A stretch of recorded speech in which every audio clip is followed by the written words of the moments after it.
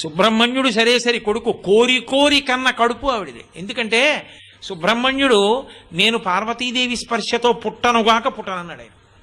ఎందుకని సనత్కుమారుడు ఆయన, మహాజ్ఞాని. ఆయన ఓసారి బొంత కుట్టుకుంటుంటే పరమేశ్వరుడు వెళ్ళి నీకు వరం ఇస్తానన్నాడు. ఆయన అన్నాడు నువ్వు నాకు ఇచ్చేది నీకే ఇస్తాను కోరుకో అన్నాడు. అంటే పరమశివుడు అన్నాడు ఇంతటి మహాజ్ఞానివి నాకు కొడుకై పుట్టన్నాడు. అంటే ఆయన అన్నాడు నీకే కొడుకు అవుతానన్నాడు. అంటే పార్వతీదేవి ఏమిటి నీకే అంటే ఏమిటి, నీకే అంటే నాకు కూడా అంది. ఆయన అన్నాడు అమ్మ అలా నాకు అది కుదరదు, నువ్వు ఎంత జగన్మాతవైనా నేను గర్భవాసం చేయను, యోని సంభవుణ్ణి కాను, అందుకని నీ కడుపులో నేను పడుకోను అన్నాడు. అదేమిట్రా నాయన నీ వంటి వాడు నా కొడుకు కాకపోతే అలా అవ్వవలసిందే అంది ఆవిడ. అయితే ఓ రాజీకి వద్దాం, నువ్వు ఒకనకొకప్పుడు శరవణ తటాకంగా రూపాంతరం చెందావు నీటి సరస్సుగా హిమాలయ పర్వతం మీద, అందులో పడి బయటికి వస్తాను, అందుకని నా పేరు శరవణ భవ, ఆయన మంత్రం కూడా అదే.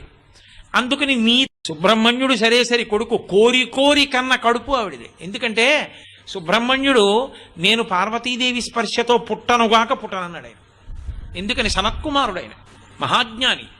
ఆయన ఓసారి బొంత కుట్టుకుంటుంటే పరమేశ్వరుడు వెళ్ళి నీకు వరం ఇస్తానన్నాడు. ఆయన అన్నాడు నువ్వు నాకు ఇచ్చేది నీకే ఇస్తాను కోరుకో అన్నాడు. అంటే పరమశివుడు అన్నాడు ఇంతటి మహాజ్ఞానివి నాకు కొడుకై పుట్టన్నాడు. అంటే ఆయన అన్నాడు నీకే కొడుకు అవుతానన్నాడు. అంటే పార్వతీదేవి ఏమిటి నీకే అంటే ఏమిటి, నీకే అంటే నాకు కూడా అంది. ఆయన అన్నాడు అమ్మ అలా నాకు అది కుదరదు, నువ్వు ఎంత జగన్మాతవైనా నేను గర్భవాసం చేయను, యోని సంభవుణ్ణి కాను, అందుకని నీ కడుపులో నేను పడుకోను అన్నాడు. అదేమిట్రా నాయన నీ వంటి వాడు నా కొడుకు కాకపోతే అలా అవ్వవలసిందే అంది ఆవిడ. అయితే ఓ రాజీకి వద్దాం, నువ్వు ఒకనకొకప్పుడు శరవణ తటాకంగా రూపాంతరం చెందావు నీటి సరస్సుగా హిమాలయ పర్వతం మీద, అందులో పడి బయటికి వస్తాను, అందుకని నా పేరు శరవణ భవ, ఆయన మంత్రం కూడా అదే. అందుకని నీ